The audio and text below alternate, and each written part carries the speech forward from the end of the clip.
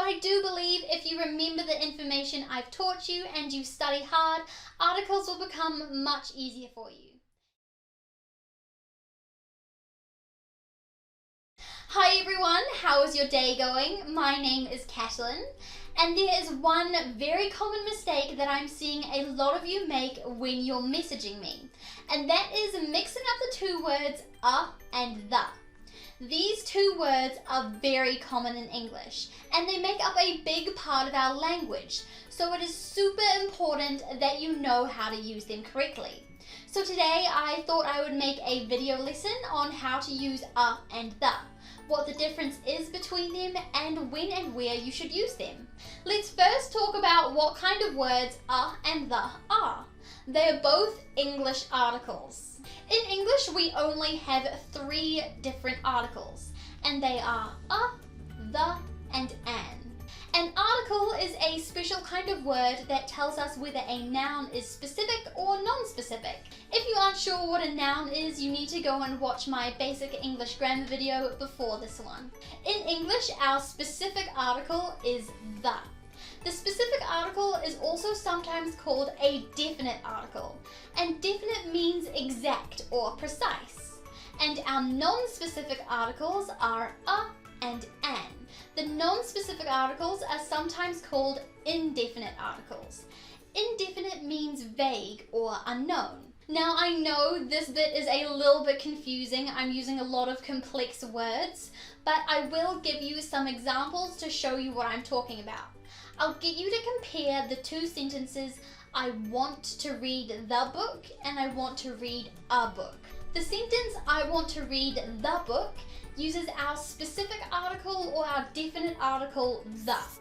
This sentence means that there is a very, very specific book that I want to read. This one in particular. I don't want to read any other book, not this one and not that one, only this one. The is very precise. The sentence, I want to read a book though, using the non-specific article or the indefinite article a, means that I just want to read any old book. It doesn't matter.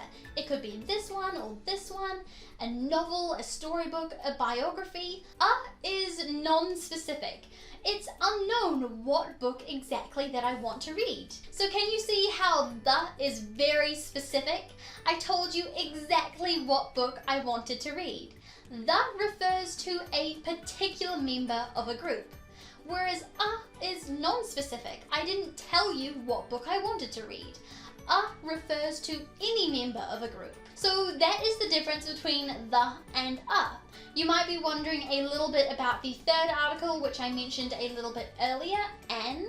An is a non-specific article, just like a, although we use them in slightly different ways. But I won't be talking about that in this video. If you want to learn about that, you can go ahead and watch my What is the difference between an and a video. You will learn everything you need to know there. If you're still feeling a little bit unsure whether you should use a or the in a sentence, a great tip for you is to look at the noun that comes after it. In English, we have lots of different kinds of nouns, but they fall into 2 major categories, countable and uncountable. Countable nouns can be counted, and uncountable nouns can't. That's pretty straightforward. An example of a countable noun is book, because we can say 1 book, 2 books, 3 books. We can count them. An uncountable noun would be rice, because we can't say 1 rice, 2 rice, 3 rice. That doesn't make any sense. In English, we never use the article a to talk about uncountable nouns. We only ever use it for countable nouns. So you can say a book, that is perfect, but you can't say a rice. That doesn't make any sense.